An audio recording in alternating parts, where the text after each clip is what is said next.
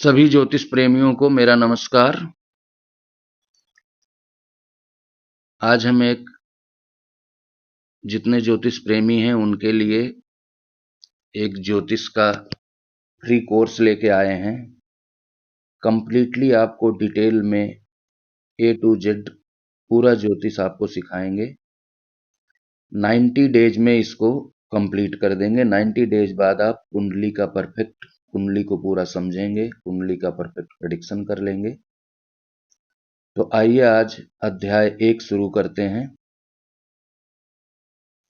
कुंडली की अगर बात करें तो कुंडली में जो मेन कंस्टिट्यूएंट्स होते हैं, इसमें कुंडली में 12 भाव होते हैं, 12 राशियां होती हैं और 9 ग्रह होते हैं।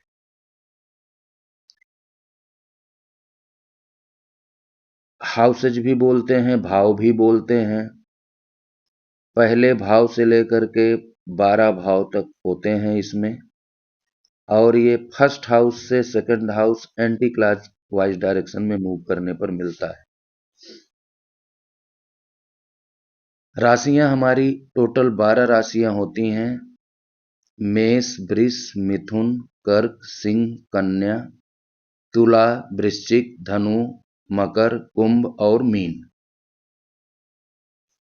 इन राशियों के उसी सीरियल में नंबर भी होते हैं 1 2 3 4 5 6 7 8 9 10 11 12। तो जो हमारी कुंडली होती है उसमें राशियों के नाम नहीं लिखे होते हैं, उसमें उनकी गिनती लिखी होती है। जैसे अगर कहीं पर 1 नंबर लिखा है तो वो मेष राशि हो गई, 2 लिखा है तो वृष राशि, 3 लिखा है तो मिथुन राशि, 4 लिखा है तो कर्क, 5 लिखा है तो सिंह, 6 लिखा है तो कन्या, 7 लिखा है तो तुला, 8 लिखा है तो वृश्चिक, 9 लिखा है तो धनु, 10 लिखा है तो मगर, 11 लिखा है तो कुंभ और 12 लिखा है तो मीन। ये राशियों के नंबर चार्ट के 12 भाव हैं, 12 राशियां हैं। तो हर भाव में, हर घर में कोई न कोई राशि होगी और वो सीरियल से होगी। ऐसा नहीं है कि पहले घर में 3 नंबर आ गया तो अगले घर में 6 नंबर आ जाएगा। सीरियल से ही आएगा। पहले में 3 है तो दूसरे में 4, तीसरे में 5, सीरियल से आएगा। ये राशियां सीरियल से आती। और तीसरा जो पार्ट है वो ग्रहों का है, प्लैनेट्स का है। टोटल 9 ग्रह होते हैं।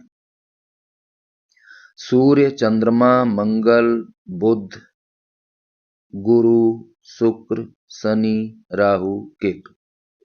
इनको हम sun, moon, Mars, Mercury, Jupiter, Venus, Saturn, Rahu और केतु बोलते हैं। अब टोटल 12 भाव हैं, 12 घर। इन 12 घरों में ये 9 ग्रह आते हैं। ग्रह एक साथ भी बैठ सकते हैं, अलग अलग भी बैठ सकते हैं, लेकिन राहु केतु कभी एक साथ नहीं बैठते हैं। वो हमेशा 180 डिग्री पर बैठते हैं। जहां भी राहु बैठेंगे उनके सामने केतु बैठेंगे 180 डिग्री पर, जस्ट 7th हाउस में। बाकी प्लेनेट एक साथ हो सकते हैं। कई बार चार्ट में अकेले ग्रह भी होते हैं, कई बार दो दो ग्रह एक साथ होते हैं जिनको युति बोलते हैं, कंजंक्शन बोलते हैं। कई बार 3 ग्रह भी एक साथ होते हैं, 4 ग्रह भी एक साथ होते हैं, 5 ग्रह भी एक साथ हो सकते हैं। तो एक चार्ट लेते हैं, उसके हिसाब से हम आपको समझाते हैं। ये एग्जाम्पल चार्ट है। अब इसमें अगर चार्ट में देखें तो हमारा ये जो है, इसको हम फर्स्ट हाउस बोलेंगे, पहला भाव। और पहले भाव को लग्न बोलते हैं, लग्न। उसके बाद फिर देखिए, फर्स्ट हाउस में 3 है तो फिर सेकंड में 4, थर्ड में 5, ये चौथा भाव में 6, पांचवें भाव में 7, छठवें भाव में 8, सातवें भाव में 9, आठवें भाव में 10, नौवें भाव में 11, 10वें भाव में 12, 11वें भाव में 1 और दूसरे भाव में 2। फिर फर्स्ट भाव में तो 3 है ही। तो ये हमारा सारे राशियां हर भाव में आ गई। बस मेन ये होता है चार्ट में कि जो लग्न है, जो पहला हाउस है, वहां पर कौन सी राशि आएगी, दैट इज इंपॉर्टेंट। वो पता चल गया, उसके बाद सीरियल से आप एंटी क्लॉकवाइज में सारी राशियां लिख दीजिए। भाव फिक्स होते हैं, जहां फर्स्ट हाउस सेकंड हाउस लिखा है, कोई भी चार्ट, किसी का चार्ट बनेगा तो उसमें हाउसेज वहीं पर रहेंगे, केवल ये राशियां और ग्रह बदलेंगे।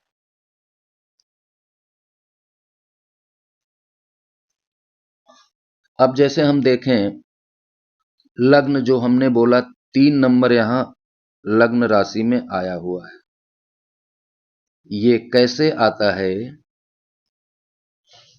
जब कोई नेटिव का बर्थ होता है, उस टाइम पर इस डायरेक्शन में जो राशि राइज करती है, जो राशि उदित होती है, उस राशि को लग्न राशि बोलते हैं।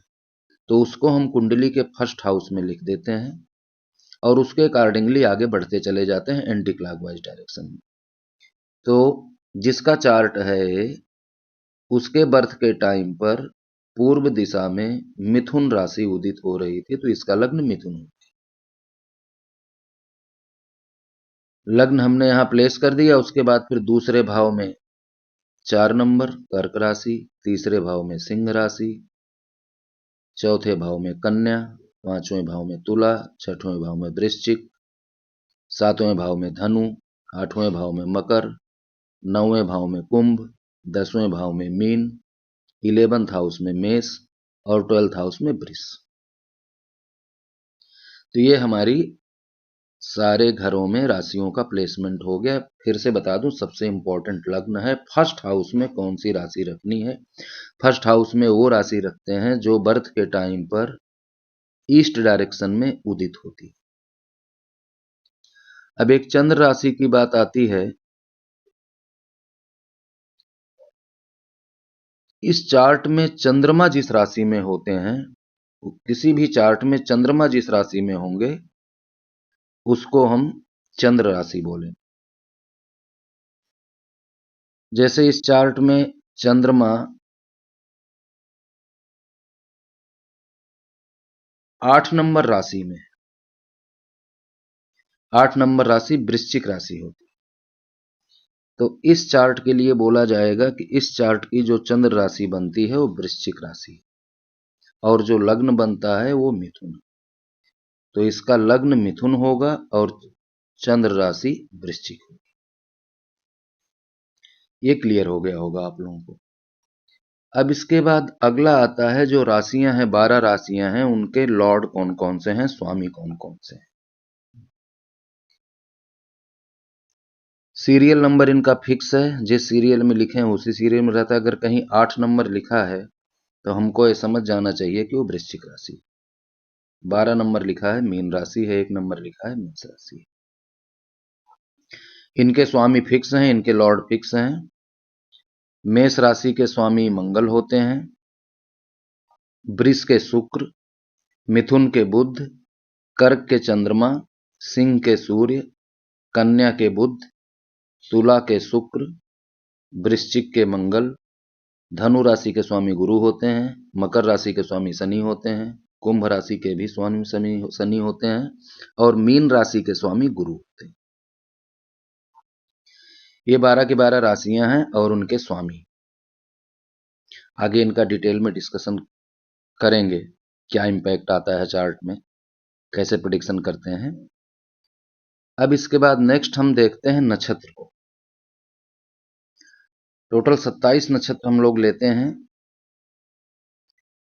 एक और नक्षत्र होता है अभिजित नक्षत्र, लेकिन उसको मुहूर्त में यूज करते हैं। टोटल 27 नक्षत्र की बात करते हैं, और इन नक्षत्रों में केतु से शुरुआत करते हैं और मरकरी तक जाते हैं, बुध तक जाते हैं,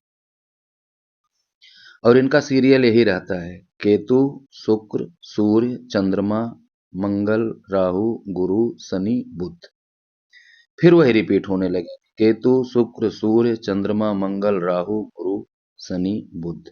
एंड अगेन केतु, शुक्र, सूर्य, चंद्रमा, मंगल, राहु, गुरु, शनि, बुध।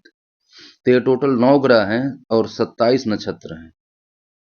तो हर ग्रह को, हर प्लेनेट को 3-3 नक्षत्र मिलते हैं।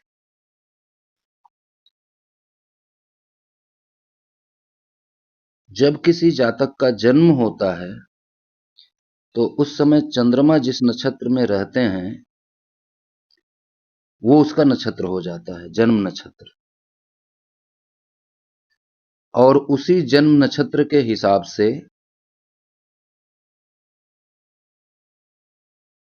उसकी दशाएं चालू हो जाती हैं।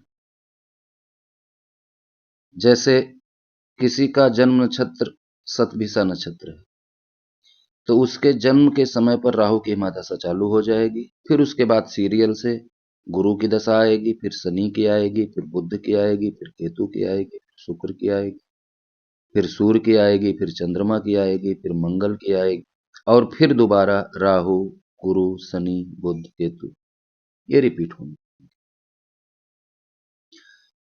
इनका बहुत महत्व होता है चार्ट के प्रेडिक्शन में। इन पर बहुत फोकस करने की जरूरत होती है।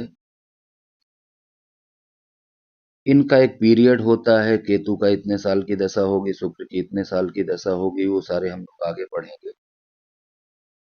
तो एक बार हम फिर से आपको बता देते हैं।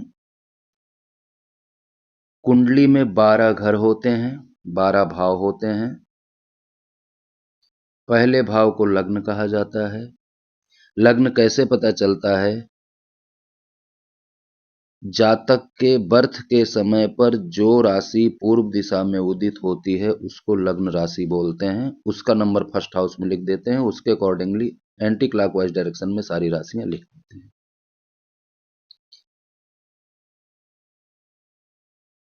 उस समय पर जो जो ग्रह जिन जिन राशियों में मूव कर रहे होते हैं उन उन राशियों में उन ग्रहों को लिख दिया जाता है। जैसे कि इस चार्ट में अगर देखें तो शनि और राहु उस समय तुला राशि में मूव कर रहे थे, उनको यहां पर प्लेस कर दिया गया।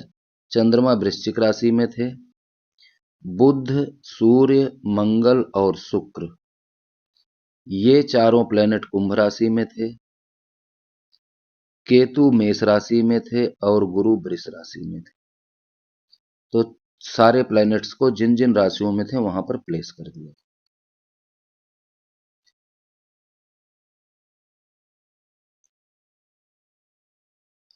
उसके बाद अब नेक्स्ट वीडियो में हम लोग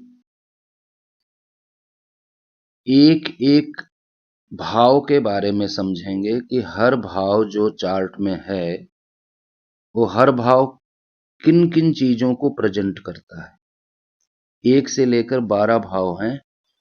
हर भाव लाइफ के डिफरेंट एरियाज को प्रेजेंट करते हैं, उनको डिस्कस करेंगे। फिर उसके बाद जो 12 राशियां हैं उनके बारे में कंप्लीटली डिस्कस करेंगे। उनका क्या स्वभाव होता है, क्या प्रेजेंट करते हैं। फिर ग्रहों के बारे में डिस्कस करेंगे, फिर नक्षत्रों के बारे में डिस्कस करेंगे, और फिर उनका प्रेडिक्शन कैसे करते हैं उनको स्टार्ट करेंगे। तो आज की क्लास यहीं पर खत्म करते हैं। ये सारी डिटेल्स आप लोग नोट कर लें अपने पास एक पेपर पेन लेकर के, और किसी को कोई चीज न समझ में आए तो आप मैसेज करके बात कर सकते हैं। धन्यवाद।